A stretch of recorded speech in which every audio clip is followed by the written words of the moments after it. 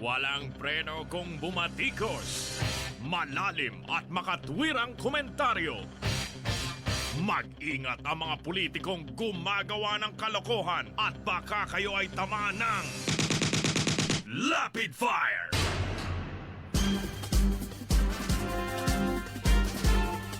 Si Percy Lapid, bumabanat.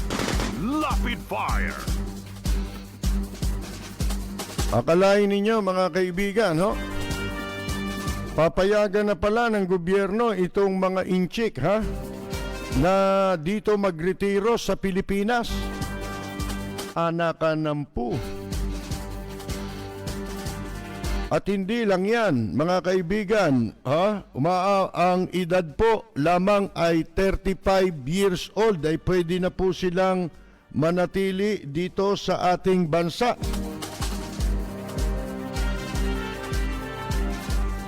Kahindik-hindik pati exploration po ng langis natin ay ibinigay na rin sa China.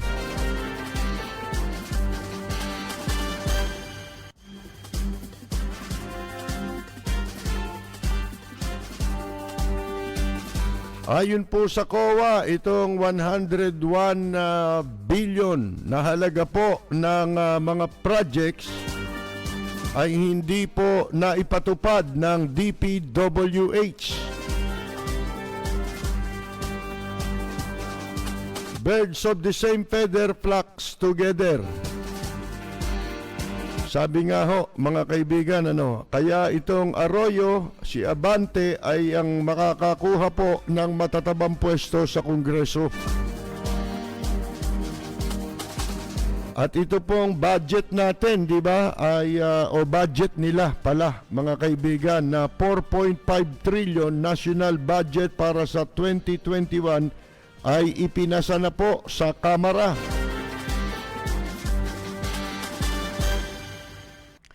At si Vice President Leni Robredo ay suportado yung mga eksperto, mga scientist laban po dito kay Antiporda. Di pa ba nagre-resign ang damuho? Dapat magkaroon ng investigasyon yan, mga kaibigan. Lalo na isang malaking anomalya po yan sa Manila Bay, pero tahimik po dyan ang mga mambabatas. Bakit kaya? Si Isko pinipilit pa eh. Ngayon lang daw nagkaroon. Ayun, nasupalpal. Ngayon lang daw nagkaroon, mga kaibigan, ng clean up dyan po sa Manila Bay. Yun ang hirap eh. Mga pumupwesto, hindi alam ang sinasabi.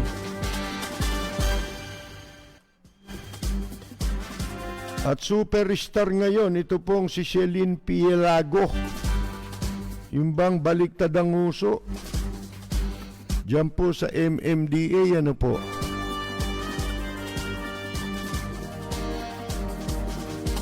Alam nyo kung bakit? Nilapastangan pa ho yung namatayan eh.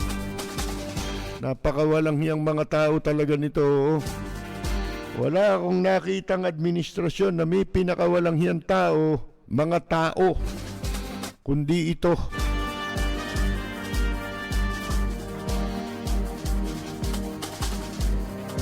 Yan po'y ilan sa mga pag-uusapan natin ngayong gabi.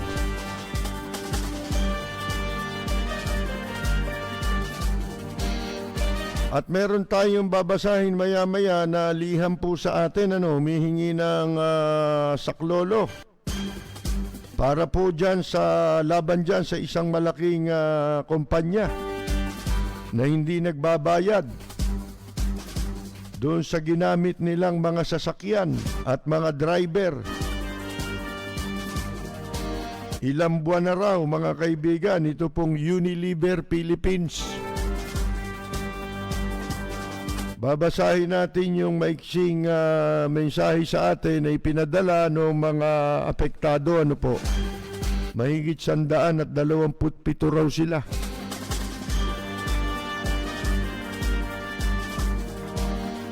Bueno, inaprubahan na po mga kaibigan ito pong 2021 budget na nagkakahalaga po ng 4.5 trillion. Bali ba may sinasabi, di ba, dito tungkol sa mga implementing rules sa pagpapatupad po nung tinatawag nilang anti-terror bill. Hindi ho ba? Ang pinag-uusapan ngayon at may sinasabi na dapat daw ilathala ang mga pangalan ng mga suspected mga kaibigan na involved sa terorismo.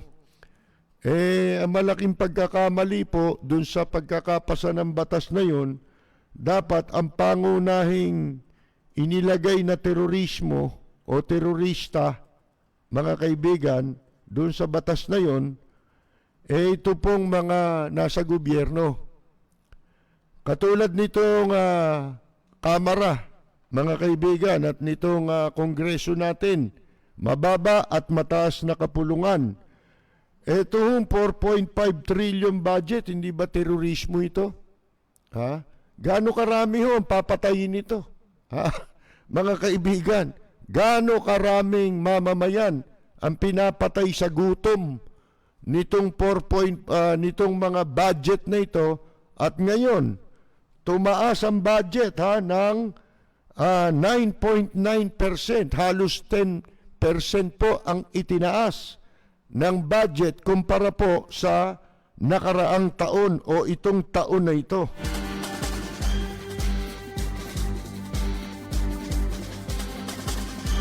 Ayan ho, ipinasa na ho ng Kamara itong 2021 budget na nagkakahalaga nga pong 4.5 trillion sa ikatlo at pinal na pagbasa daw sa Kamara.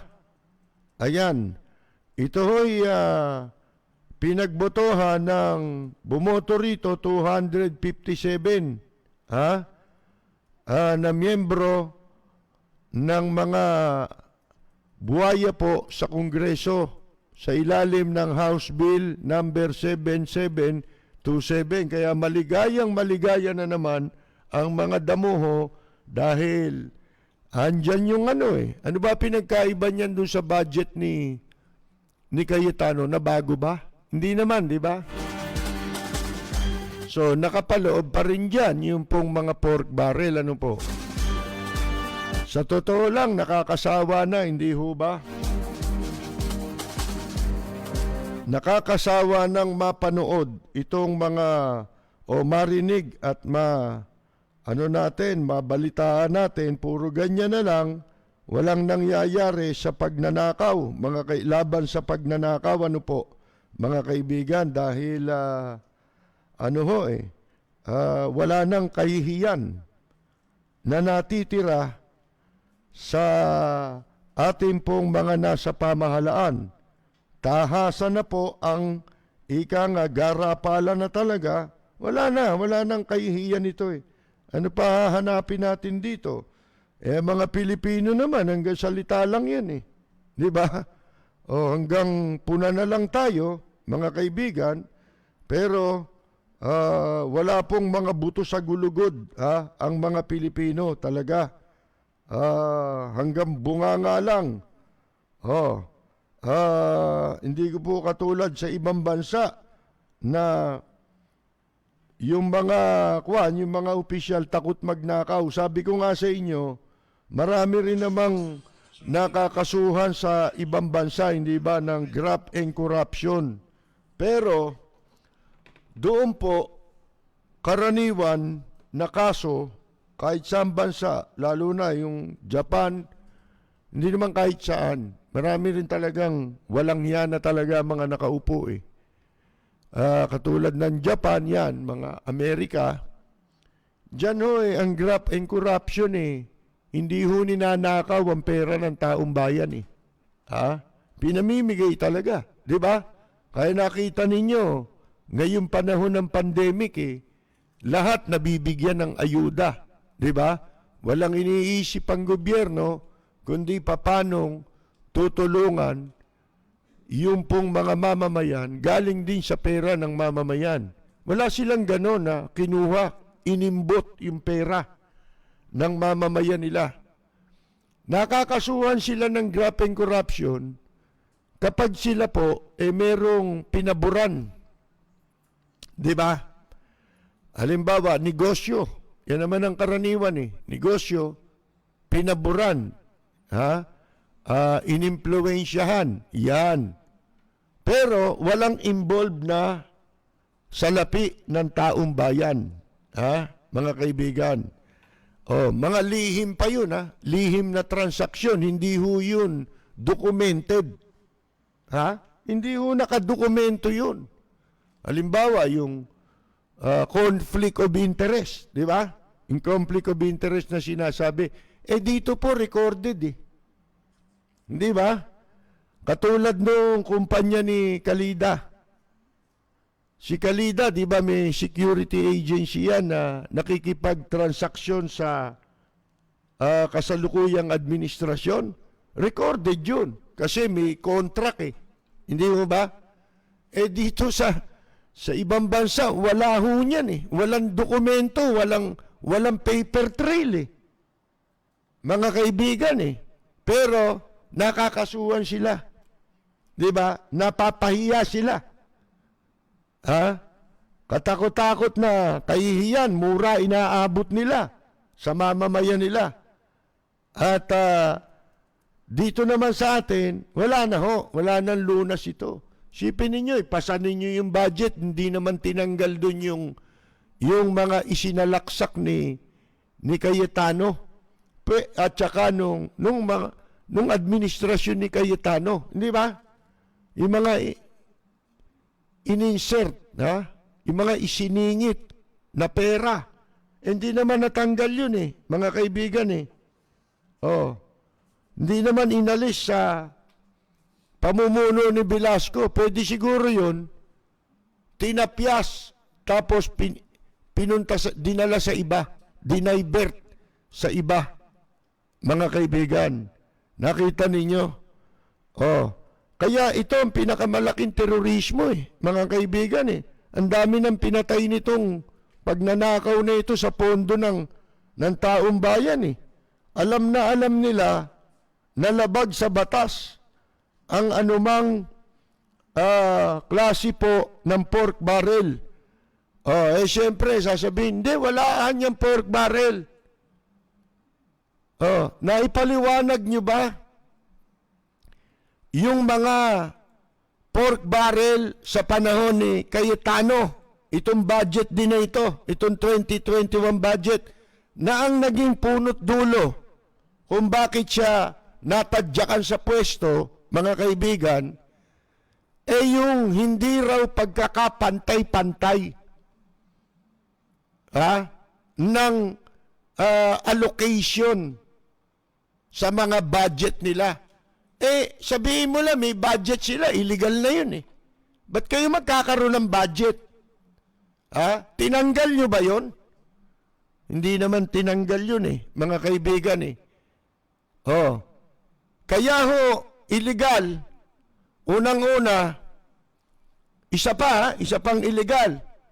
Yung mga project na sinasabi nila na halatang-halata na nakawin, hindi ho specified, walang identification kung saang mga project nila dadalhin yung pera, mga kaibigan. Ano ba, dadalhin lang sa public works. Ganun lang. Walang sinasabing ito, ipagpapatayo ng ganun. Sinasabi nga, ipagpapatayo daw ng barangay hall sa Taguig. Ang presyo ng isang barangay, umaabot sa 100 milyon. Hayop na yan. Tapos wala kayong maibigay na ayuda sa mga mamamayan ninyo. Si Ka-Percy Lapid, bumabanat. Lapid Fire. Sabi ko na sa inyo mawala man si Cayetano, palitan man siya ni Velasco, wala naman, ganun din ang mangyayari. Di ba? Tingnan ninyo yung sabi ko sa inyo, kung nasa ng labangan, parang mga baboy yan. Kung nasaan yung labangan, doon sila sumasabsab. Katulad ngayon, di ba? Ito si Benny Mukha Abante. Ultimong alkohol, nung nagsimula yung pandemya, pinaglalagyan ng litrato nilang mag-amay. Mga kaibigan diyan sa Maynila, nag-overpricing na sa alcohol, mga kaibigan, ibinalandra pa yung mga pagmumukha nila doon po sa lalagyan ng alcohol. Nilagyan ng malalaking sticker pagmumukha niya, tsaka nung anak niyang babae na konsihal.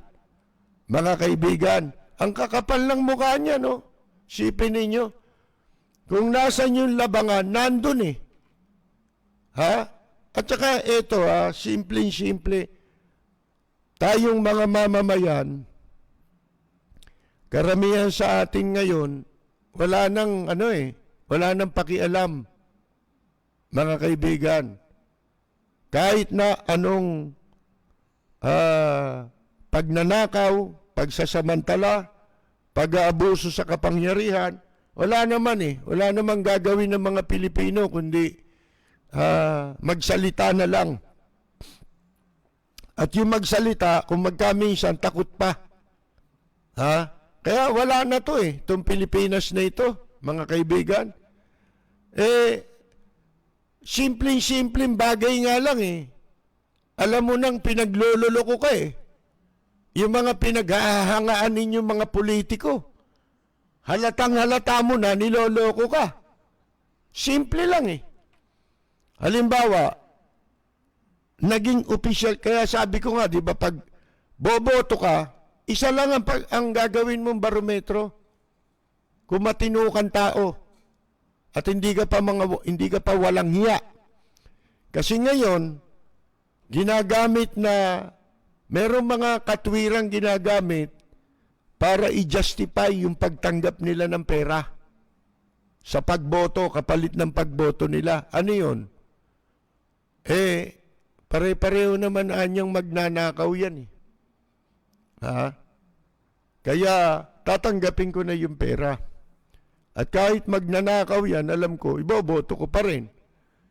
Pagka nakaupo na, nagnanakaw na, at apektado na sila, di ba? Apektado na kabuhayan nila, tsaka lang magsisisi, mga kaibigan. Ngayon, example na lang, halimbawa na lang. Ano ba talaga yun ba, ano ba yun? Tama bang katwiran yun? Di ba mali? Na total pare-pareho lang magnanakaw yan. Ang binibigyan lang niya ng katwiran doon, yung pagtanggap niya Nagkukunwari siya. Inasabi niya, pare-pareho lang yan. Wala naman siyang alam na pagbabasihan ng boto niya kung hindi yun. Di ba? Pero ang talagang dapat na pagbasihan ng boto, paulit-ulit na nating sinasabi, yung track record ng tao. Yung mabuting track record. Hindi mo ba? Mabuti yung tao. Wala man siya sa gobyerno. Nung pumapasok siya sa gobyerno,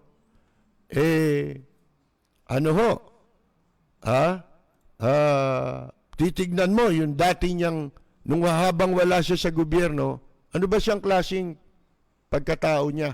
Di ba? Wala naman perpekto mga kaibigan Wala naman taong perpekto, pero merong mabuting track record.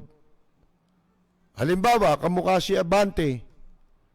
Track record niyan, di ba, nagre-relihiyon yan? Ba't mo iboboto yan? Di ba?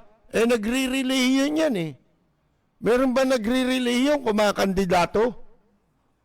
Pagka ang nasa relihiyon, kumandidato, walang iya yun. Tandaan ninyo yan. Itaga nyo sa bato yan. Mga kaibigan. Magalit na sa akin ang magagalit. Pero yan po ang katotohanan. Ibig sabihin niya, swapang yan. Mga kaibigan, nagpapanggap lang yan na tagapangaral ng Biblia. Pero sa katotohanan, walang hiya yan, demonyo yan. Kasi bawal sa Biblia yun eh.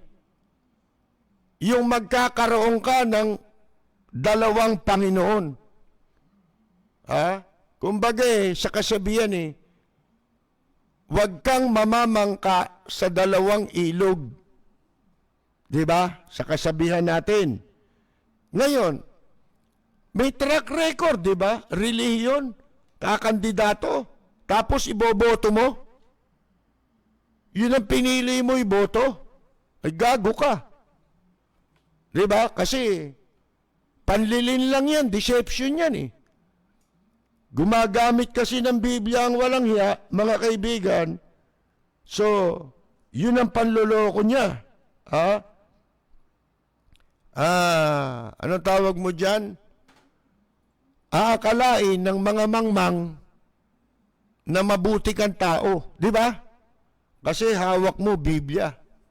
Ang hindi alam nung mangmang, mga kaibigan, kinakasangkapan nga yung Biblia para magmukha siyang mabuting tao. Di ba? Para mo siya iboto.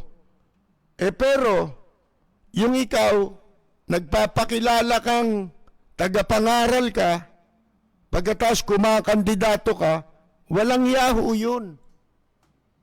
Kung gusto niya kumandidato, wag na siya mangaral. Di ba? Hindi naman kailangan yun Ang kailangan mo, mabuting hangarin sapat na yun, mga kaibigan. Di ba? Track record mo,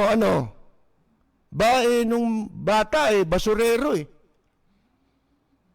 nagbabasura daw, ayon sa kanya. Di ba? Nagbabasura ho ako Yung ano ba tawag mo ron? Namumulot ng scavenger. Di ba? Scavenger po ako Scavenger ka palang hinduropot ka ba't nung naging politiko ka? Hindi ka pa nga mayor, naka-escalade ka na. Alam ba ninyo yung Escalade? Pinakamahal na SUV. Mga kaibigan. Ang gawa ng Cadillac. Cadillac po yun. Hindi ka pa mayor di lalo na pag naging mayor ka. Mabuti bang track record yun? Kitang-kita mo na Paano ka nagkaroon yan? Di ba? Paano mo na afford yan? Ikaw ba kung may pera kang ang halaga kasing halaga ng isang Escalade, lahat yun ibibili mo? Hindi naman, di ba? Siyempre, sobra. Ang dami ng pera mo. Kaya mo na-afford yan. Yan simpleng barometro Tapos tanga ka pa rin. Sa pagpili ng iboboto mo. Sino sa mga walang yana yan ngayon sa gobyerno? Nahamon natin. Ang walang sasakyan na napakagagara. Ang gaganda ng sasakyan. Paano sila nagkaroon yan? Di ba sabi nga natin nung Biyernes ba yun, may litrato Sa Mexico raw yan. Sa parliamentary ng Mexico. Na merong isang isang mambabatas ang nag-privilege speech. At bago siya mag-privilege speech, hinubad niya yung mga damit niya Karsursilyo lang ang natira mga kaibigan. Tsaka siya nag-privilege speech Sabi niya ngayon, nahiya kayo. Nakahubad ako. Pero hindi kayo nahihiya na makita ninyo yung mamamayan ninyo. Nakahubad. Nakapaa. walang makain, namamatay sa gutom. Hindi kayo nahihiya na makita yon. Di ba? Ito mga Pilipino, wala na ito eh. Tayo ay nakikipaglaban na lang tayo. Baka sakali, mga kaibigan, na sabi nga eh, si Ninoy nga nung nabubuhay eh, nung unang kakandidatong sa interim batasang pambansa eh, sumulat yan eh. Doon sa mga napili niyang kandidato eh. Ang sabi niya, meron lang ako 10 kasama ang kamukha mo. Sapat na yon para magtagumpay tayo. Mga kaibigan. Dito, inahanap ko eh. Mahanap din ako ng ganun eh. Di ba? Ipinlay pa natin minsan yung speech ni Senador Aquino sa Amerika. 8 taon anya ako yung hinanakit niya, di ba? Naghintay ako ng 8 taon na merong mga magsisitindig. Yun ang ibig sabihin nun eh. Merong mga maninindigan eh. Para sa aking simulain. Yun ang ibig sabihin nun. Mga kaibigan. Wala eh. Di ba? Ngayon, hindi pa rin nakikita ng taong bayan. Ang liwaliwanag na ng panloloko. Nagpapaniwala pa rin kayo. Sipin ninyo yan. Mga sasakyan, sasakyan pa lang eh. Nakakita ka ba ng congressman na karag-karag ang sasakyan? Hindi, ang lalaki ng sasakyan. Bakit ako umanga kay Alfredo Lim? Bilang isang public official, hindi lang bilang mayor. Si Alfredo Lim, mga kaibigan. Hinangaan natin yun. Bakit? Kasi yung sarili niya, ginagawa niyang ehemplo. Halimbawa, hindi sa salita, ginagawa niya. Halimbawa, nasa DILG siya. Ito, kwento na ng mga tao ito. Sekretary ka, di ba? Cabinet member. Sabihin nyo sa akin, sinong cabinet member? Under secretary nga lang eh. Assistant secretary nga lang eh. Katulad ni Pialagong Baliktad ang Uso, mga kaibigan. Linti ka mga sasakyan, bodyguard niyan. Yung ba, hindi pa kayo kumbinsidong face-to-face na walang hiyaan yan?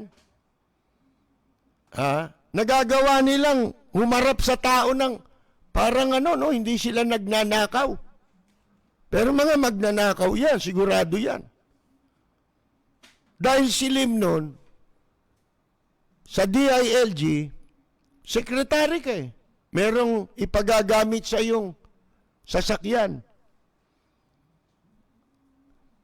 Binigyan siya ng SUV kung ano yung ginamit siguro nung sinundan niya. Malaking sasakyan eh. Linti kung gasolina pa lang yan eh. Palibasa nga, hindi pera ng mga nila, hindi nila pera yung ginagamit nila. Pera yun ng taong bayan, mga kaibigan. Ano sabi ni Mayor Lim? Ito, sasakyan nyo. Alin? Yan. Yan, sasakyan?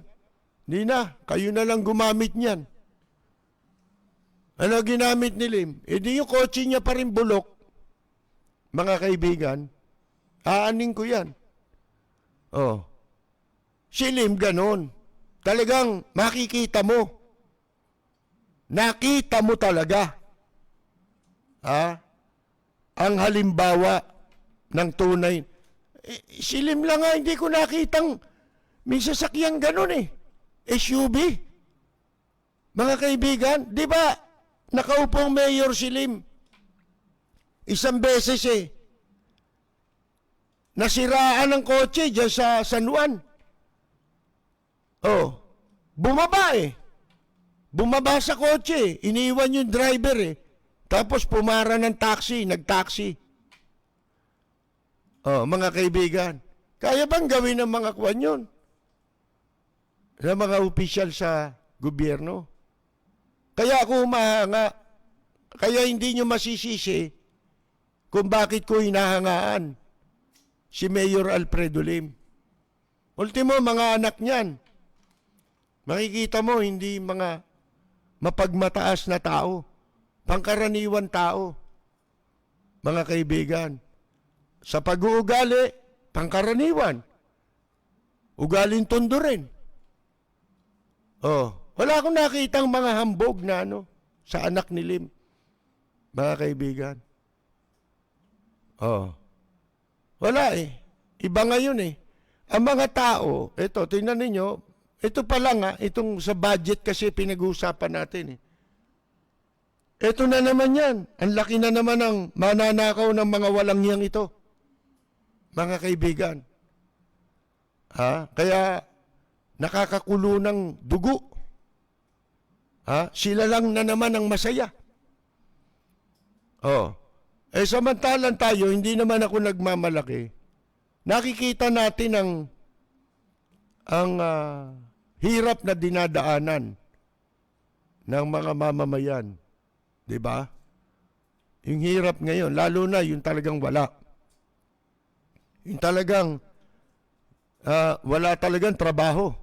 Kaya kahit papano, gumagawa tayo sa pamamagitan ng programa natin, ginagamit natin ito para maging daan sa makatulong man lang tayo. Tayo, hindi tayo natakot na gawin ito kasi baka walang tumugon sa atin. Baka walang umalalay sa atin. Hindi ho eh. Marami pa rin at ako ay naniniwala ang mga tao, mga Pilipino, kahit nasa abroad sila, ang angad nila yung kanilang concern sa kanilang mga kababayan nandoon eh.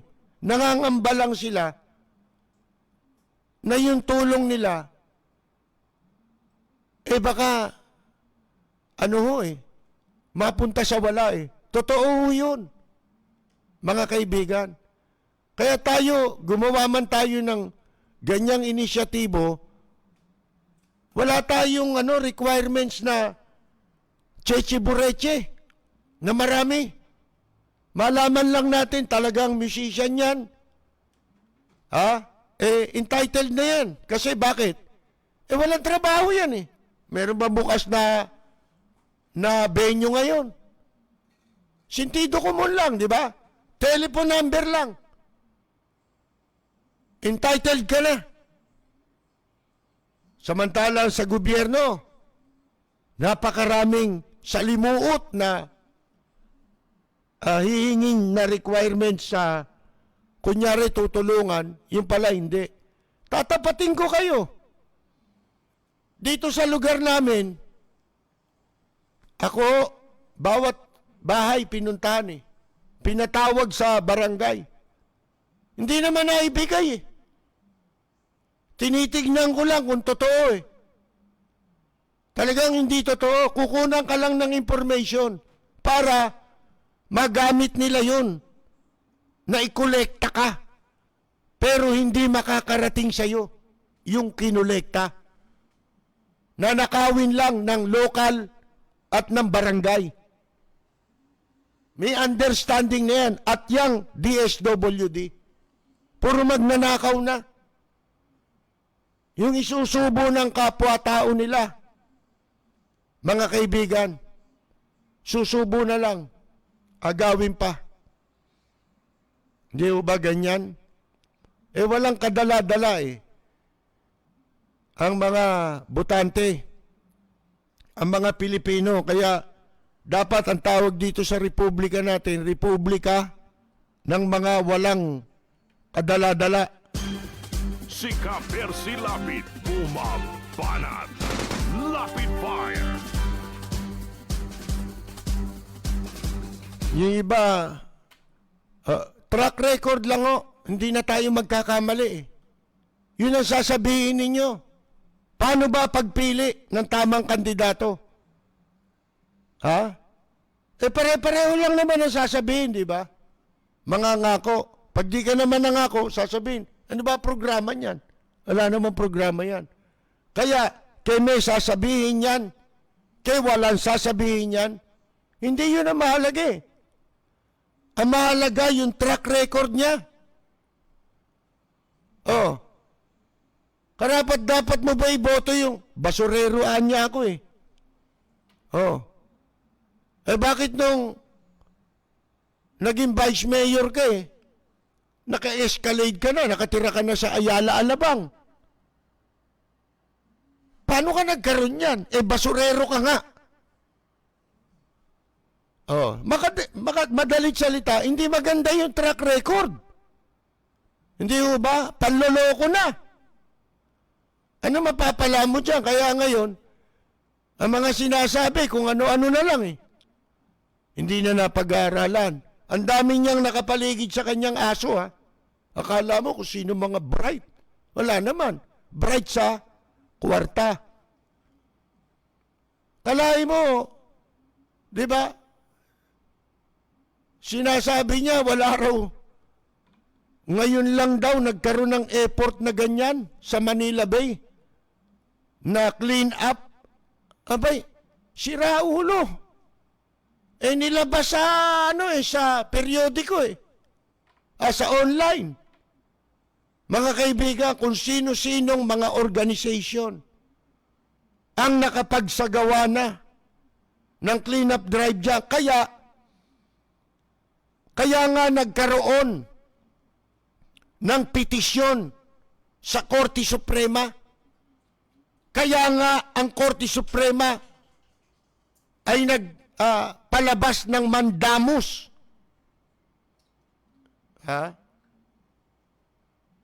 Na kung tawagin writ of kalikasan. Mandamus, ibig sabihin siguro noon dahil mandamus, siguro sa English, mandatory, di ba? Yun ang root word. Mga kaibigan, mandatory, ibig sabihin, inuobliga. Obligasyon. Inuobliga ng korte, ng hukuman, yung paglilinis. Yun nga ang dahilan. Dahil may mga organization, private at saka mga government institution. Halimbawa, Asian Development Bank, ganon. Ang nagkaroon ng initiative para dyan sa Manila Bay. Tapos sasabihin mo, wala. Ikaw ang walang ginawa. Si Mayor Lim, no nakaupo dyan tuwing babagyo, mga kaibigan, nandyan si Mayor Lim. Dahil tambak ang basura, nangunguna, para linisin yung basura dyan sa Manila Bay. Tapos sasabihin mo, hindi, yan ang hirap Nadadaan minsan sa mga maling propaganda o kaya propaganda sa umpisa lang. Pero wala naman talaga, mga kaibigan. Ilaw-ilaw. Ilaw-ilaw. Madali lang yan Beautification lang yan mga kaibigan So, ano ba ito? Nagpapabalik-balik ako sa Ayan na naman bumabagsak na naman yung yung aking video. Ngayon mga kaibigan, bago natin dakuhan itong ibang mga issue kakabuisit itong budget na ito, mga kaibigan. Ito'y nangangahulugan na namang sa pagbagsak ng kabuhayan ng maraming mamamayan. Ang magpapasasalang dito, ito mga mambabatas at saka mga nasa gobyerno. Unang-una, yung mga pondo na yan sa pandemya, Sipin mo, mas mataas itong budget na ito. Asan yung pera? Para sa 2020 budget, itong taon na ito, na inaprobahan nila, na gagamitin sa mga proyekto. Na i-deliver ba lahat yun? Yun ang tanong eh. Nasaan yun? Dapat, di ba dapat sinasabi nila, nitong nakaraang 2020 budget, ito ang mga pinuntahan ng pera. Hindi ba nga ina-account, hindi nga nila maipaliwanag. Ultimo, yung mga inutang, mga kaibigan. Nalusaw lahat, walang makapagpaliwanag ng detalyado. Hindi ba dapat yun ang pinapaliwanag muna? May paliwanag ba sila ron? Wala eh. Mga kaibigan eh. Basta pag sinabing ganito budget, mas mataas ngayon. Ibig sabihin, mas malaki na naman ang mananakaw sa gobyerno. Wala, palubog na tayo ng palubog eh. Ang lalakas lumamon ng pera nitong mga taong ito, mga kaibigan. Kaya, wala ho eh. Nakakapagini talaga ng ulo. Bibigyan daan ko muna itong isang hinaing dito ng 127 drivers daw.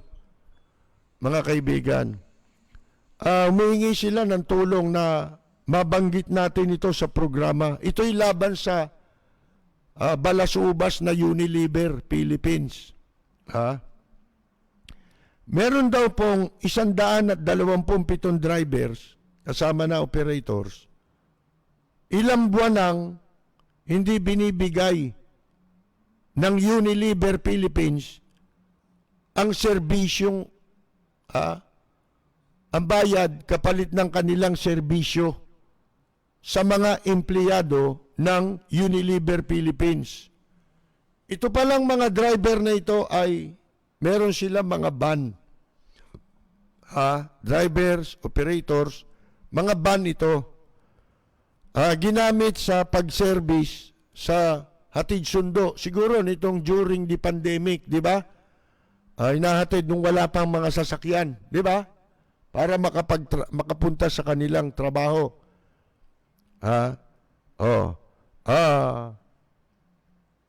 Ayan nagserbisyo sila, hinahatid sundo. Sabi, hinahatid sundo po ang mga empleyado ng Unilever Philippines. Nag-abono po ang mga driver ng mahigit 3 buwan para sa mga empleyado nila. Hanggang ngayon, hindi pa nila binibigay ang kinukuhang pera para sa mga driver po. Karamihan po sa kanila, hindi nakakabayad ng car loan. At yung iba po ay nahatak na po ang sasakyan nila. Sipin ninyo yan At yung iba po ay namatay na po sa kakahintay na hindi man lang nakuha ang pinaghirapan na pera. Ayan ang sabi nila, mga kaibigan. Unilever, baka nakikinig kayong mga walang ya kayo. Sa Maynila rin yan eh. Yung Unilever Philippines na yan, mga kaibigan. Bayaran ninyo yung ipinangserbisyo sa inyo noong panahong walang bumibiyahing public utilities, di ba? Para makapagpatuloy ang negosyo ninyo pagkatapos sinuba ninyo. Rapid fire, bumabanat, bumabatikos. Tumatalakay sa maiinit na isyu ng bayan. Bumabatikos, bumabanat. Walang takot na nagsisiwalat sa maling gawain ng mga taong gobyerno. Nagseserbisyo publiko. Pakinggan para hindi maging mangmang sa nangyayari sa lipunan. Lunes hanggang Biyernes, alas 10 hanggang alas 11 ng gabi sa DWBL 1242. Lapid Fire ni Percy Lapid. Totoong balita, katotohanang komentaryo. Lapid Fire.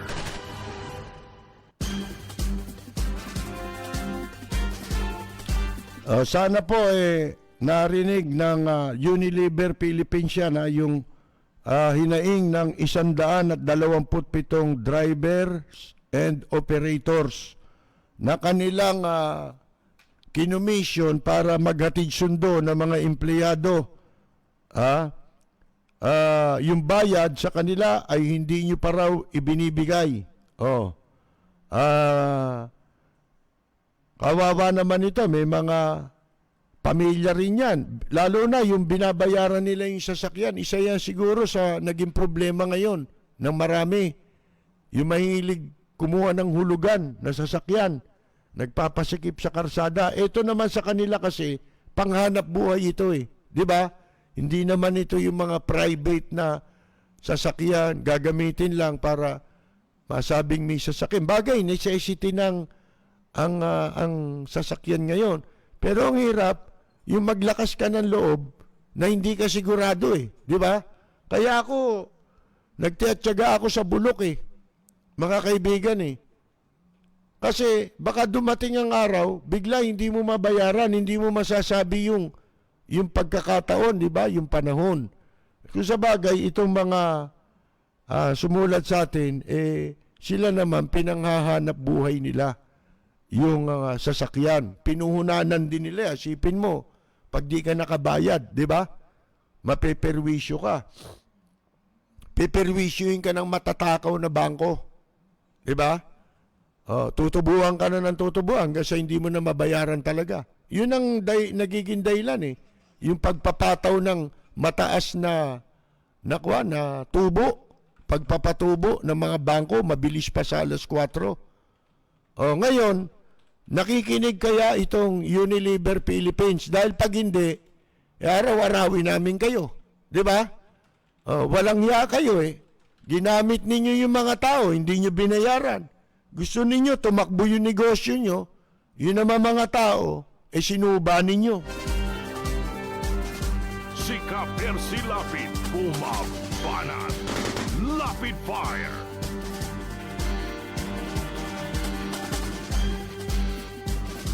Ito namang si Celine Pialago, sikat na sikat ngayon, naging superstar.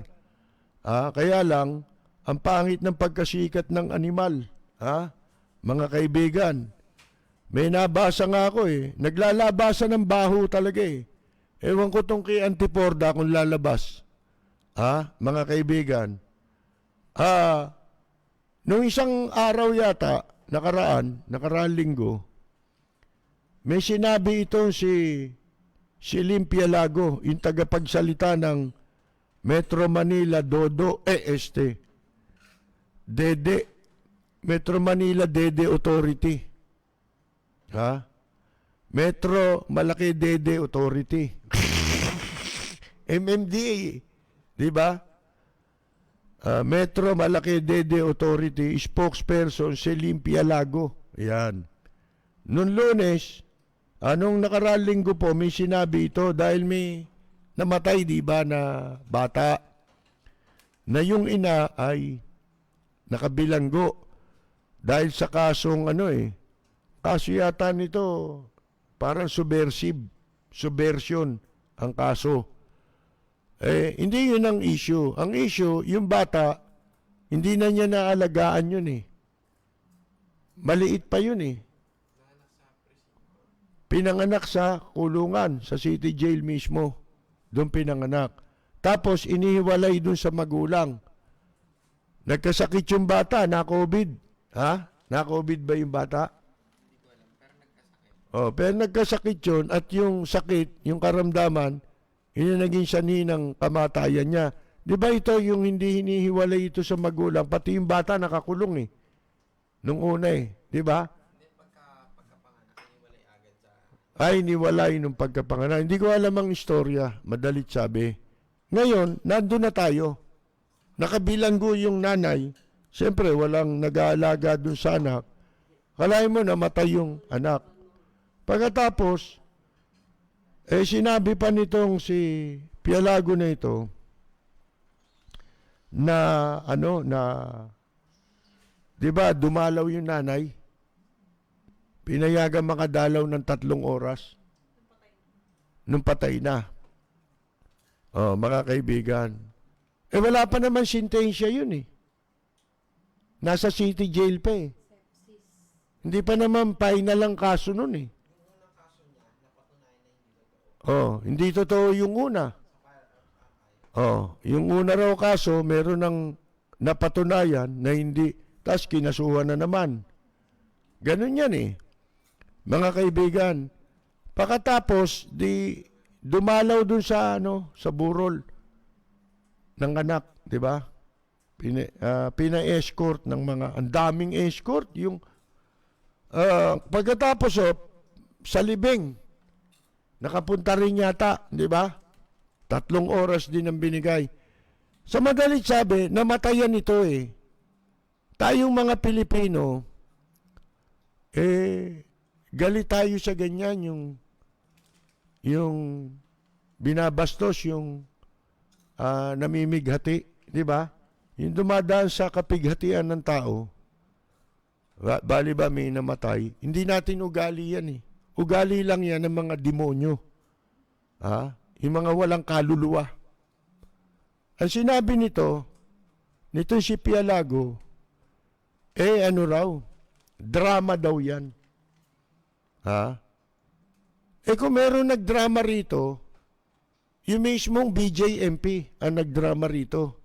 Kasi sinobrahan Unang-una, sabi nila, ang hinihingi na igagawad sana dito sa nabibigyan for humanitarian consideration ng hukom, binibigyan ito ng ilang araw Kung di ako nagkakamali pinayagan yung inmate, yung babae, yung nanay, na makalabas ng ilang araw.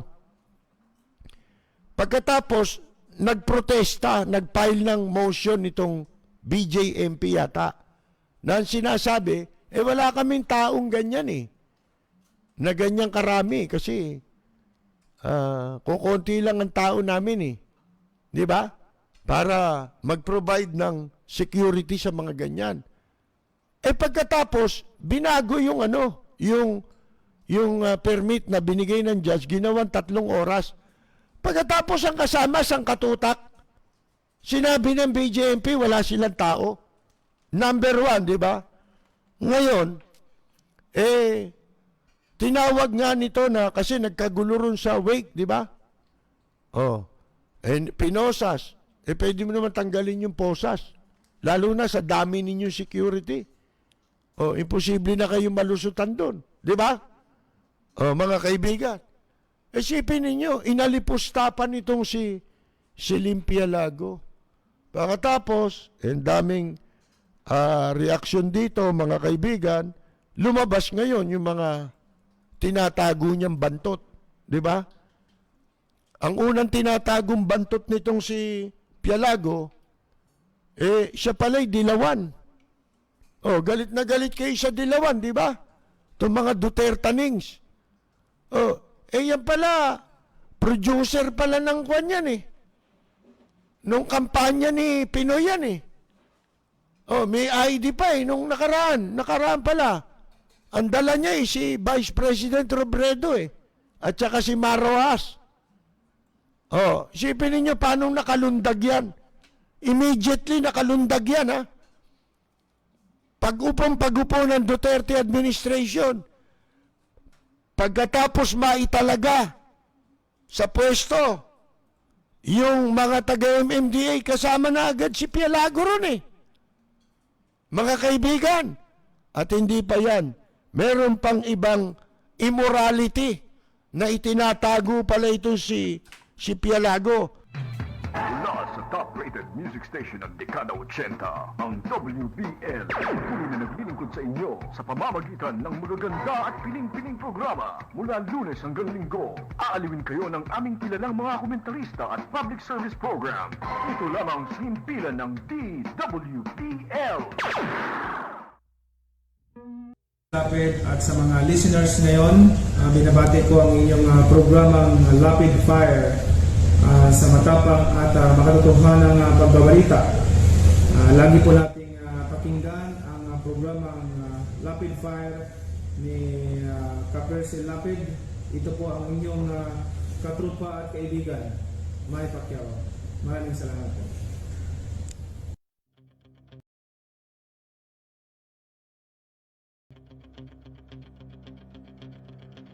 Walang preno kung bumatikos. Malalim at makatwirang komentaryo. Mag-ingat ang mga politikong gumagawa ng kalokohan at baka kayo ay tamaan ng Lapid Fire!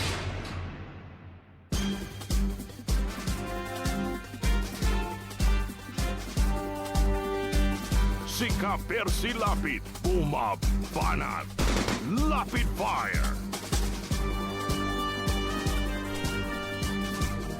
Magpapatuloy po tayo mga kaibigan. Pinag-uusapan natin itong si Celine Pialago. Pagkatapos po ng ginawa niya, ang sabi pa, mayabang talaga ito Na babanggit ko nga minsan, di ba? Nung nandun pa kami sa A-Tri Media, dumating yan doon. Ako po. Kasama yung isa ron sa sa management ng A-Tri Media. Bay, tinawag ako nung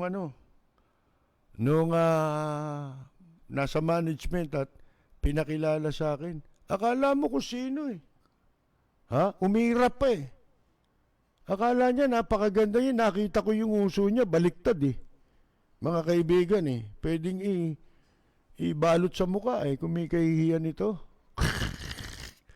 Ngayon, mga kaibigan, ito naglalabasan na nga baho nito. Unang-una na, siyempre, di ba, yun yung sinasabi natin Ang ginagawa nila ngayon, simula pa nung naupo si Presidente Digong nyo, walang ginawa itong mga tao niya kundi mambuli. Ginagawa nila yan para makapagpakita sila ng loyalty. Yun yung sinasabi natin. Yun ang pantakip nila sa kanilang itinatago. Yung pala kumampanya pala yan all the way kay Mar Rojas tsaka kay Vice President Leni Robredo, mga kaibigan. At ang sabi pa ngayon nito, sa dami ng bati ko sa kanya, sa social media, siya raw humihingi ng paumanhin sa mga nag-aakala na siya ay insensitive. Yung manhid, di ba? Insensitive. Doon sa kalagayan ng ina na nawalan ng anak. Pero ang sabi niya, hindi raw siya hihingi ng paumanhin sa sinabi niyang na yung nakakulong na aktivista na si Reyna May Nasino nababagay daw talaga na higpitan ng seguridad nito doon sa pagdalo sa burol ng kanyang anak. Mga kaibigan.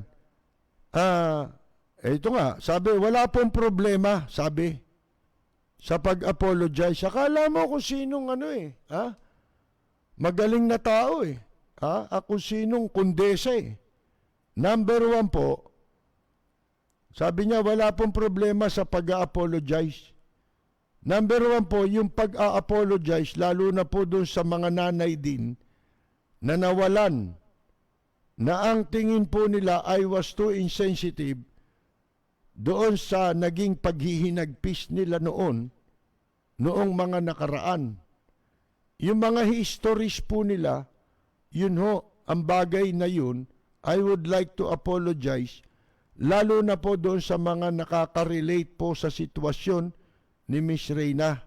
Yan. Doon naman po sa pamilya, yan. Kung mag-apologize po ako sa salita na drama serye, yun, tinawag niya drama serye, sa pag-iinagpis niya bilang isang ina, I am sorry. But for who you are, kung sino ka, kung bakit ka maraming security, that I won't apologize. Mga kaibigan, sipin ninyo, napakawalang yan tao, di ba? Doon pa lang makikita mo na Ako, isang beses simula nung makita ko kung paano makitungo yan sa tao, akala kasi nila pag napwesto sila, mga utang na loob ng publiko sa kanila kung bakit sila nasa pwesto. Yun ang tingin nila sa kanilang sarili, mga kaibigan. Hindi raw siya mag-a-apologize. Ngayon, yung sinasabi niyang drama serye, tinawag niyang drama serye sa pag-iinagpis, mas nababagay yun doon sa BJMP. Kasi sila yung nag-exaggerate ng sitwasyon Hindi naman dapat gano'n ang pagtrato doon sa ina Lalo na, siyempre, hindi mo man kamag-anak yan, sisimpatya ka, di ba? Kasi nga, namatayan mga kaibigan, lalo na bata yung namatay, di ba? Wala pang kamuwang-muwang yung batang namatay. Anong kinalaman nun sa nanay niya, di ba? Ngayon, yung sinasabi niya raw kung sino ka, bakit? Husgado ka ba? Akala niya husgado siya. Ibig niya sabihin may hatol na siya ron sa babae. Yung babae, naakusahan pa lang yun. Kaya nga nasa city jail pa lang yan kung yan, sentensyado na, hinatulan na ng husgado yan, nandun na yan sa correctional. Doon sa bilangguan ng mga babae, mga kaibigan. Wala nandun pa sino ka? Hayop ka. Di ba? Sino kang hinduropot ka? Yung pala, ikaw nangangabit ka lang ng may asawa Asawa ng may asawa, kinakabit pala nito Makati rin mga kaibigan Kaya siguro nandyan siya sa Makati, dahil Makati. Si Ka-Percy Lapid, bumabanat. Lapid Fire. Akala mo kung sino animal na ito. Sumali lang sa beauty pageant, talo naman. Wala pang kakwenta-kwentang beauty pageant yung sinalihan nito mga kaibigan, di ba yung Miss Earth? Yung Miss Earth, di ba yan yung ibinebenta, binubugaw yung mga babae. Di ba? Doon sa mga sponsor, ina-iskandalo nun. Mga Isi Cruz, natatandaan nyo, di ba? Yung hinduropot na dati nagtayo ng bar dyan sa Akwan pinrotesta ng mga eskwela, pinasara ni Mayor Lim Sa akin humihingi ng tulong mapabuksan. Paano mong pabubuksan yun Mga eskwelahan doon sa tabi doon sa Intramuros ang nagreklamo ron. Mga kaibigan. Ngayon, itong mga animal na ito, kung maka-asta sobra Sobra na, mga kaibigan. Wala na po doon sa pamantayan ng mga nasa gobyerno, katulad yung 6713. Kaya inaalis na yun Gusto na isipin mo, kundi gago yan si Samuel Martires ng Ombudsman, questionin mo yung batas, di gago ka. Ang dapat mong gawin, sumunod ka rin sa batas. Yun ang rule of law Di ba? Kung ano yung batas, wala kang magagawa ron. Lalo na hindi ka naman congressman. Hindi ka pala sang-ayon dun sa batas Bakit mo kinuha yung pwesto mo? Di ba? Ganun lang yan. Yung 6713, yun yung madalas natin binabanggit, yun ang Biblia ng mga nasa gobyerno Yun ang pamantayan kung paano mo gagampanan ang iyong tungkulin na may mataas na pagrespeto ng mamamayan, mga kaibigan. Paano mong irerespeto yan? Kung sa bagay, wala naman matino dyan na namumuno ngayon sa MMDA, di ba? Si Danny Lim, dati rin dilawan yan hindi ba, for a while na pwesto sa Bureau of Customs yan nung panahon ni Pinoy? Ano ginawa? Puro anomalya inabot doon sa custom mga kaibigan pagkatapos dito na naman ngayon. Ngayon, congresswoman pa yung asawa, di ba? Mga kaibigan, may party list pa. Swapang din eh. Si Ka-Percy Lapid, bumabanat. Lapid Fire. Kaya siguro hambog din yung si yung si Garcia, tsaka yung isa, yung Kernel, di ba? Sinibriha na puro kapalpakan. Alam nyo, ngayon lang ako nakakita ng gobyerno na lahat ng mga nakasakay sa kanila, sa administrasyon nila, nagsasalita dun sa hindi naman issue na yung wala silang pakialam sa issue. Di ba dapat nagsasalita lang itong piyalagong ito kung ang issue may kaugnayan sa opisina nila. No kaugnayan mo ron? Di ba? May kaso yung tao Oh, binibayaan mo yung kaso niya. Hindi mo nasakop yun. Traffic ba yun? May kinalaman ba sa transport at sa traffic yung problema ng tao? Hindi naman Nasa husgado yun Alin? Dapat yung husgado i-contempt yan Bakit ka nakikialam dito sa ano? Bakit ka nagbibigay ng konklusyon kung may kasalanan o guilty na yung tao? Kasi sa kanya parang guilty na Mga kaibigan Dapat to sinisipa hindi. Bakit? Nagtatanggol Kahit wala sa lugar. Mga kaibigan, ganun dito Ha? Ang dami niya, Di ba? Nagsisipagsalitaan ng wala naman sa trabaho nila. Labas sa kanilang trabaho. Parang si Bongo, di ba? Hindi naman siya ang presidente, lumalakad ng yung merong ceremony, di ba, na parang parada. Ha? Pang-presidente lang yun, pang-vice president. Anong papel niya ron? Ha? Kasama mga military. Kaya wala na Wala na itong bansa natin Ang talagang pinaka malulutas na lang ang problema natin, yung eleksyon Mga kaibigan, hindi eleksyon na smartmatic. Kailangan mano-mano na ito, mga kaibigan. Dahil pag smartmatic, gawa na yung boto. Sigurado yan. Tapos na eleksyon. Kaya kailangan ibalik yan dun sa dating hindi tayo dapat panghimasukan. Hindi dapat nakikialam sa eleksyon ang mga dayuhan. Yang smartmatic, dayuhan yan Mga kaibigan Sila ang kumukumpa sa eleksyon Kasama ng COMELEC Sila ang ginagamit ng COMELEC na operator kung sino ang pananalunin na naglagay, nagbayad para manalo.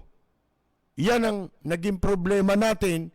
Bakit ganito kalaki ang problema ng Pilipinas sa ilalim ng kasalukuyang administrasyon? Paano? Walang tunay na mandate ang marami sa mga nanalo. Hanggang ngayon, di ako naniniwala sa panalo ng ibang senador, panalo ng ibang local official. Malabo. Di ba binigyan ko na kayo ng example? Kung si Lito Lapid, ang dahilan ng ikinapanalo niya, yung napasama siya sa ang probinsyano. Dapat nanalo yung anak niya. Bakit natalo yung anak niya? Yun lang Mga kaibigan Di ba nasa ang probinsyano rin yun? Bakit si Edo Manzano, natalong congressman, tumakbo sa San Juan nung nakaraang eleksyon? Nasa ang probinsyano yun. Bakit natalo? Sige nga.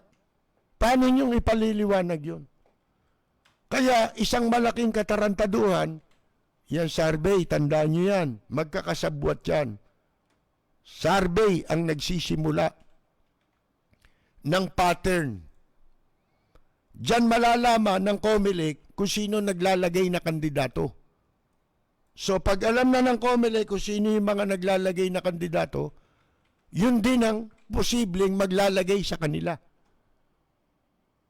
Maghahatag ng bayad, di ba?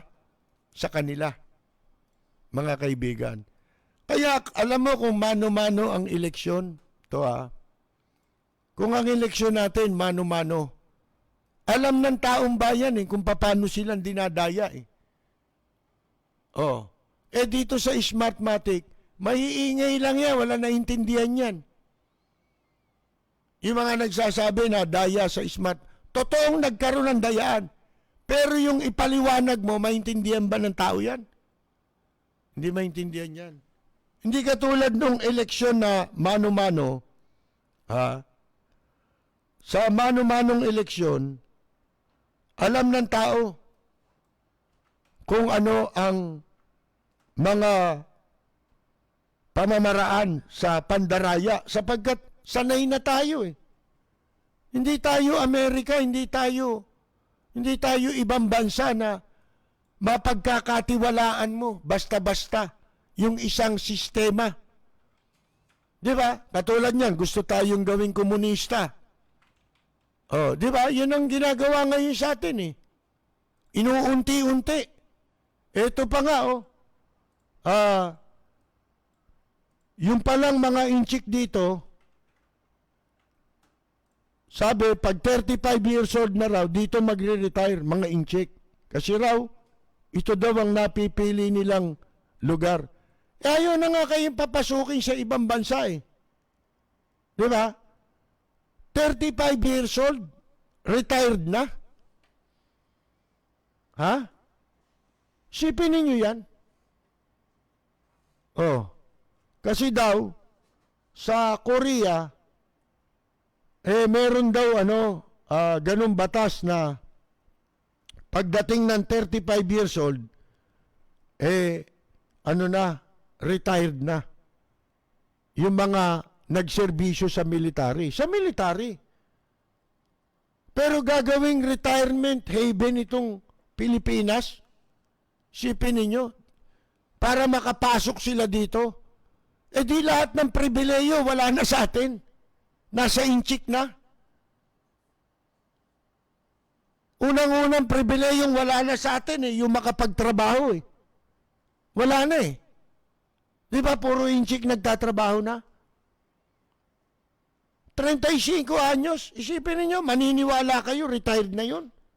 Hindi na maghahanap buhay yun.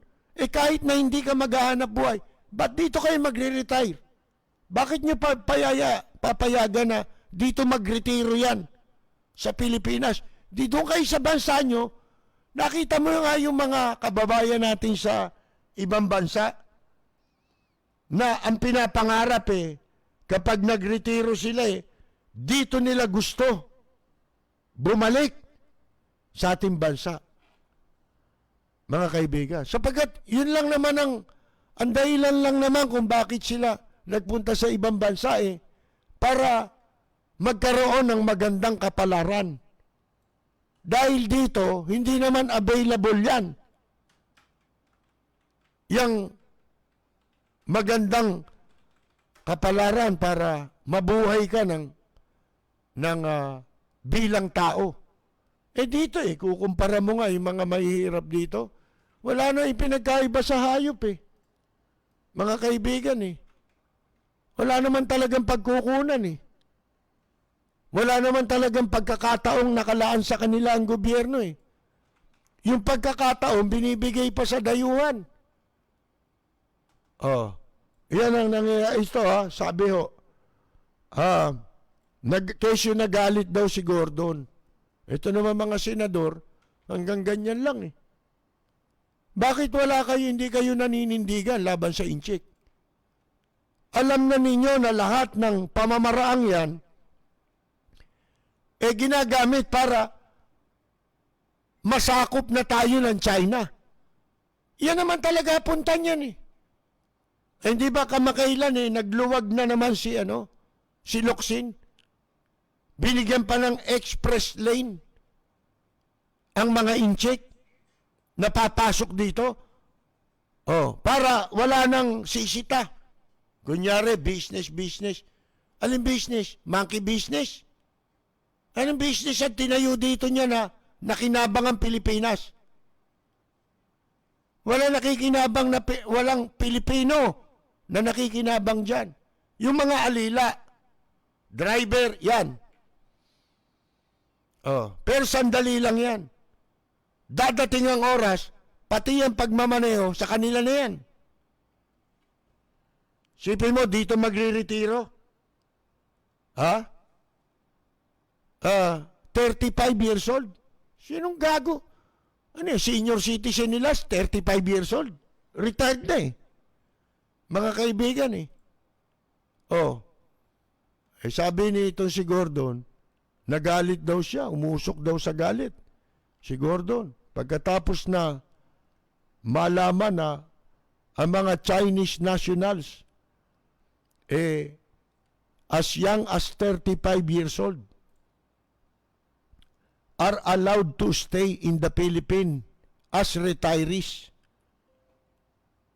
At meron din daw ibang senador na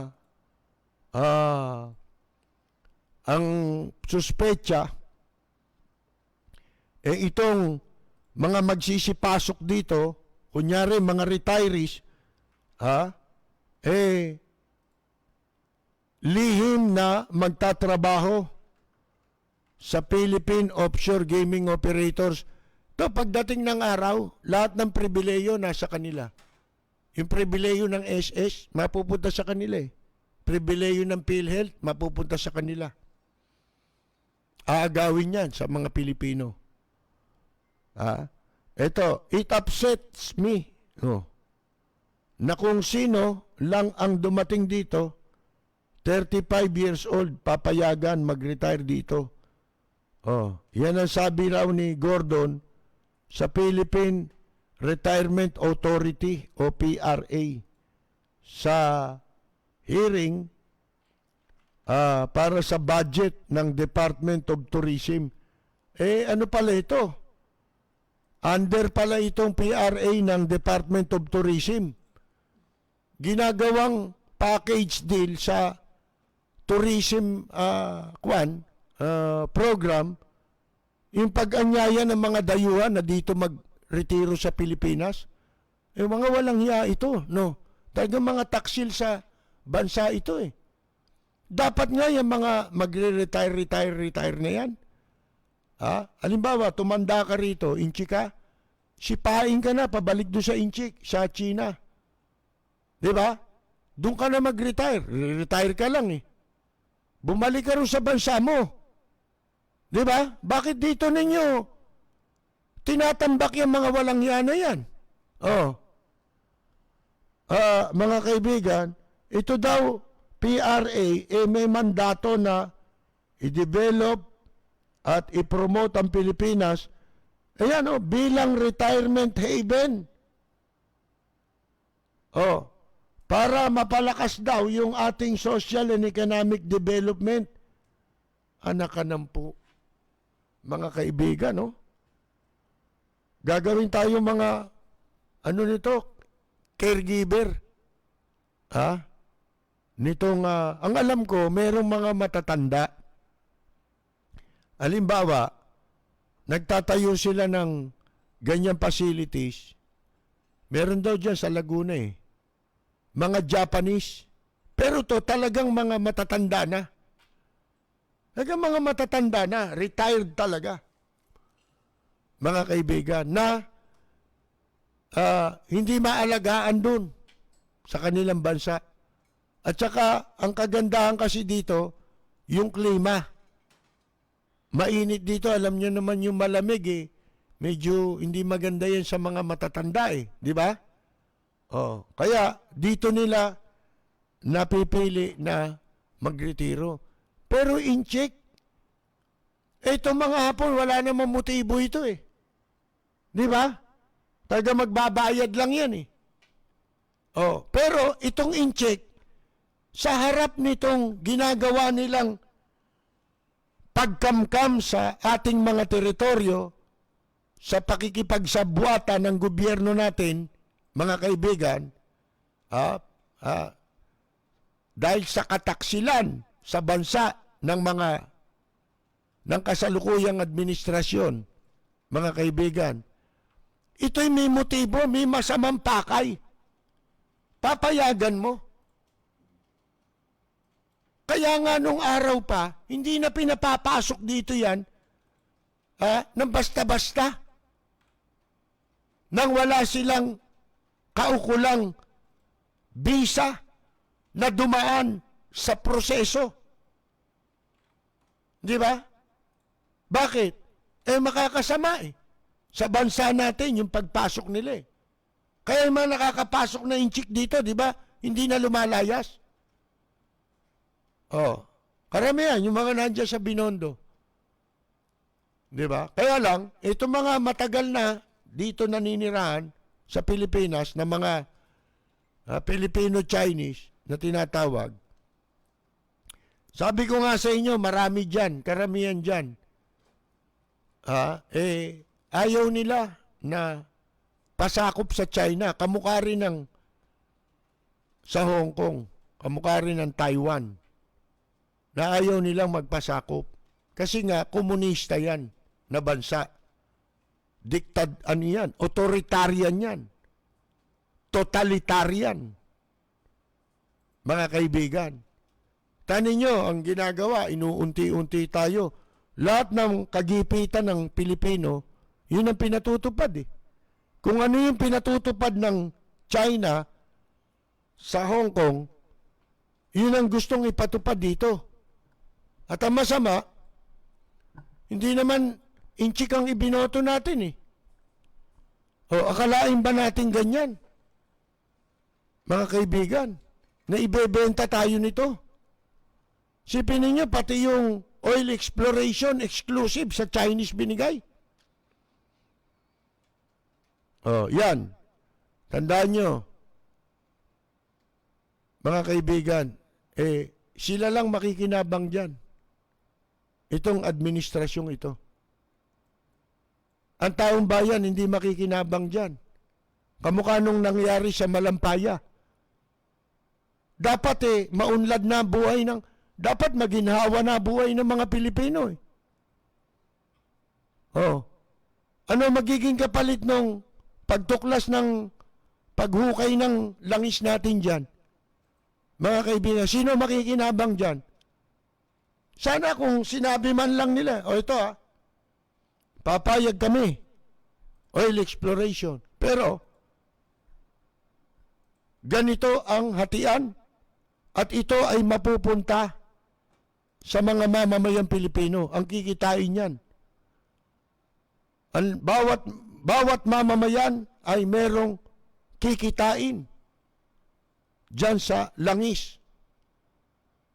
Na pag-aari ng Pilipinas. Mga kaibigan. Wala naman ganun Tingnan ninyo yung Malampaya. Ang tagal yun Ang nagtamasa ron sino? Sila Gloria, di ba? May sabihin yung nakarang administrasyon, hindi rin. Nakinabang din yun. Ito ngayon, hindi mas lalo ito. Bakit? Dahil ang may hawak na ngayon yan, ng Malampaya, ay si Dennis Uy. Mga kaibigan, ito yung daig pa si Pacman Di ba nung araw yung tawag kay Danding Kuhangko, Pacman. Kasi lahat ng negosyo, sinasakmal. Mga kaibigan. Ngayon, ito yung Pacman. Mas masahol ito. Piranha yata ito Hindi na Pacman ito, Piranha. Mga kaibigan, isipin mong gagawing isang paraan para masiguro nila na ang liit na ng Pilipinas, di ba, para sa mga Pilipino. Ang mga Pilipino nga, napakaraming dito ang nabubuhay na walang sariling tahanan. Walang sariling bubungan, mga kaibigan. Pagkatapos, papasok dito yan. Sila mga magmamay-ari ng mga lupa dito sa Pilipinas. Siguradong yan ang gagawin yan. Pero ang mga Pilipino, baliwala eh. Baliwala lang eh. Magagalit pa ito si Gordon tsaka yung mga senador. Kunyari lang yan. Ilang senador ang nakatira sa Ayala Alabang? Alam ba ninyo sa Ayala Alabang? Gaano karaming bahay dyan? Ang umuupa mga inchik. Pinerwisyo nito ang mga Pilipino eh. Sipin mo, dahil sa Makati, ang daming kwento, di ba? Yung mga nagpapaupa, pinalayas yung kapwa Pilipino. Halimbawa, ang upa 5,000, 10,000, pinalayas. Bakit? 3 doble yung offer ng mga inchik eh. Di ba? Sinasabi nga natin, may kaibigan tayo na merong condo unit dyan sa Makati. Isa sa mga unang naitayong condo dyan sa Makati. Nabili nila ng halagang 3 million yata. Nung panahon na yun, matagal na. Bihira naman nila nagagamit dahil nakatira sila sa Amerika. Tumitira lang sila dyan kapag umuwi dito, taon-taon. Mga kaibigan. Ngayon, sa dami ng incheck, akalain nyo, inoopera sila doon, 10 milyon. Ilang beses na. Nagalit eh. Hindi ko bebenta yan, mga po. Ayan, mga kaibigan. Diba? Mas mabuti pa yung mga ganong Pilipino, marunong manindigan. Dito, hindi eh. Ano nangyari? Dahil sa pagpayag ng mga nagpapaupa, na kumita lamang, wala nang pakialam. Ano nangyayari?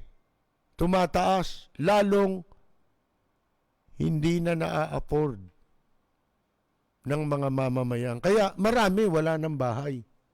Wala nang matiran. Sa karsada na lang o kaya nakikitira na lang. Babayad, nakikitira. Sa intereswelo ang bagsak ng mga Pilipino. Sipin ninyo yan, mga kaibigan. Yan ba ang may magandang hangarin sa bansa? Si Presidente Digong nyo? Wala mga kaibigan Tsaka itong mga senador na nagpapanggap. Kailan kayo gumawa ng inyong paninindigan na para itigil yung pagpasok ng mga inchik dito? Di ba pabor din kayo dyan? Lalo yan, yung exploration sa China. Pinayagan nyo. Ano yan? Di na nangangailangan ng batas? Lahat ng gustuhin ni Presidente Digong nyo, pwede. Wala na magagawa, umalis na kayo. Huwag niyong niloloko niyo pa ang Pilipino. Nanguhutot din kayo ng pera sa mga mamamayang Pilipino. Binabayaran kayo. Pero hindi ninyo ginagampanan ang inyong trabaho. Nagpapanggap pa kayong galit. Hindi kayo galit.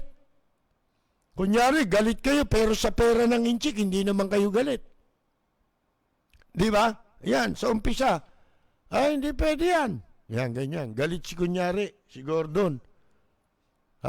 Magre-retiro kayo, 35 years old. Gawin yung 40. Pag 40, pwede na ba? Senator Gordon? Dito nga sa atin. Hindi ba? May bill pa nga ngayon Gawin 65 years old yung senior citizen, hindi ba? Iusog pa yung retirement, di ba? Kulang pa yung panahon ng mga nasa gobyerno sa pagnanakaw, di ba? Kaya dapat dugtungan pa yun. Kailangan hanggang sa mamatay, nakakapagnakaw. Yung iba nga dyan yung kalahating paan nila nasa libingan na nagnanakaw pa di ba? Yan naman ang totoo Kunyari lang to, nako. Ito, mag-promote yan globally Competitive Retirement Program. Bago raw ang konfrontasyon ni Gordon sa general manager na si Bienvenido Chay. Sabi ni tinanong ni Senator Nancy Binay yung tungkol sa bracket ng national retirees, foreign retirees na namamalagi sa bansa. Most of whom are Chinese nationals. At ang sabi nito si Chay, we start from 35 years old and up. Hindi retirement ito. Human smuggling ito. In the guise of retirement. This is clear and simple human smuggling. Kaya wala tayong pupuntahan eh. May pastillas, may human smuggling din yun. Ito, legalized human smuggling. Itong ginagawa ng Philippine Retirement Authority. Yan po ang katotohanan. Base dito sa paliwanag nitong si Bienvenido Chay. Yan ang manager nitong tanggapang ito na nasa ilalim ng Department of Tourism. Sa data ng PRA, ang pinakamataas daw na dayuhang nagre-retiro dito sa Pilipinas ay mainland Chinese. With 27,678. Itong bilang na to, 27,678, mga kaibigan, hindi ko kasali dito yung nakapasok sa pastillas. Wala naman nakakaalam ng proseso nito paano kung nandito na? Yung mga illegal pumasok dito ngayon, pwede rin pala silang, ganun ba yun? Pwede rin silang makapag-avail ng pribilehiyong ito na maging retirado dito sa Pilipinas? Patay na tayo, naleche na tayo. The reason for the 35 years of age, ang Korea raw ang pumapangalawa.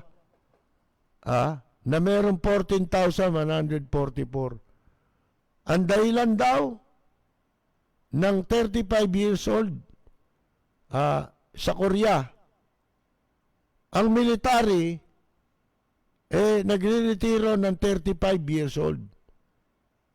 And these are retirees who would avail of this program. Mga kaibigan, sabi nito si Chay, mantakin ninyo. Kung ano yung batas sa kanila, ina-apply nila rito.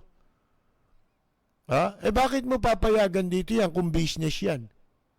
Kung business yan, para sa retirement program, di ba, magtatayo ka ng facilities, parang caregiver yan di ba?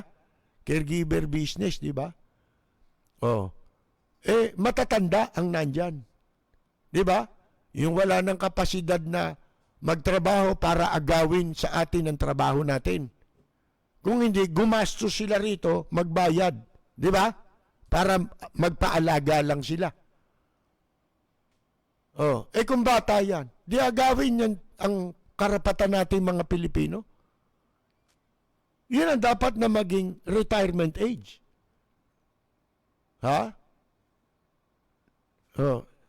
Mga 65 pataas, yan, pwede na siguro. Magpaalaga sila rito. Kasi hindi na sila makakapagtrabaho. Di ba? Ang hinala nga dito, papapasukin yan, gagamitin paraan itong retirement dito sa Pilipinas. Itong retirement program ng DOT para makapamalagi dito, maging legalize yung kanilang status dito sa makapagtrabaho, mga kaibigan. Imbes na yung trabahong yon ay sa mga Pilipino. Kaya wala tayong napakinabang sa administrasyon ni Digong. Digong nyo, mga kaibigan. Ayoko na kasi makisali. Pagka nakikisali ka dyan, galit pa yung mga yan. Galit pa sila kasi baka gawin mo raw. Sa inyo na yan, kaya nga tawag ko Presidente Digong nyo. Aanin ko yan. Diba? Liability yan. Ay nako mga kaibigan. This has been the practice when I came in. This has been passed upon the Board of Trustees and just continuing program. Ngayon, natuklasan nyo na. Ipagbawal nyo yan. Ito'y isang paraan na ginamit ito para sa human trafficking, lalo ngayon. Hindi ko kinu-question yung talaga matanda na. Nagpapaalaga lang. Ito, gagamitin ito para sa mga incheck, mga kaibigan. At dapat, itong mga senador, patigil nyo yan. Patigil nyo yan. O kaya, kung papayag man kayo, dapat yung mga uugod-ugod na ang pwede lang paalagaan dito.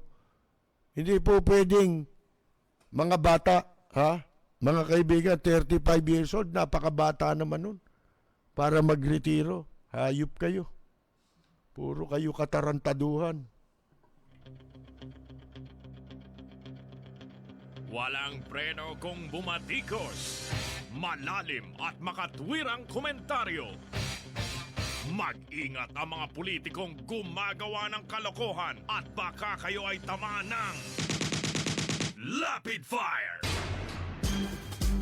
Si Ka-Percy Lapid, bumabanat. Lapid Fire.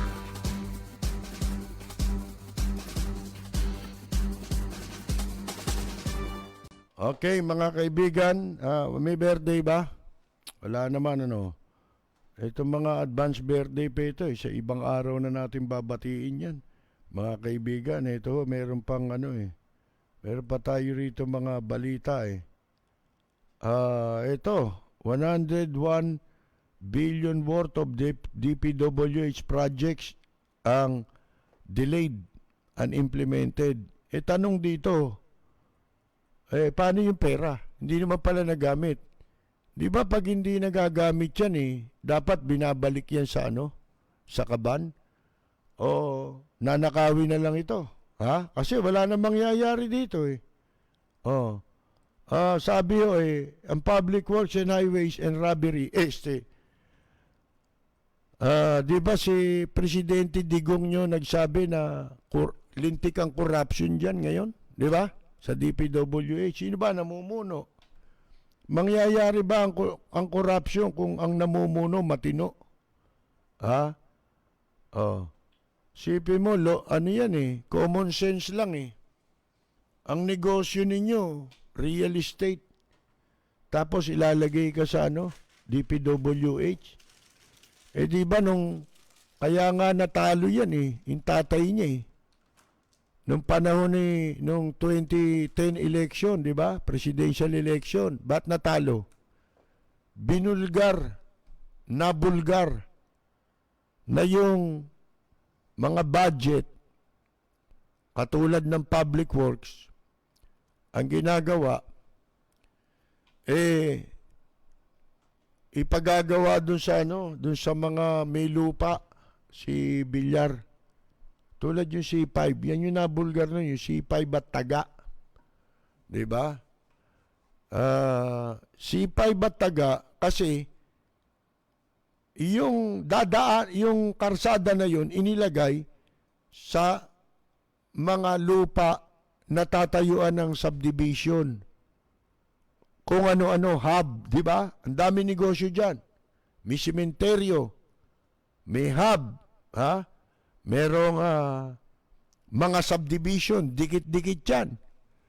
Kanila lahat yan. Pati kay Mike Bilarde, di ba? Mga kaibigan. Oh. Para hindi na sila magpapagawa ng karsada papunta sa subdivision nila. Di ba?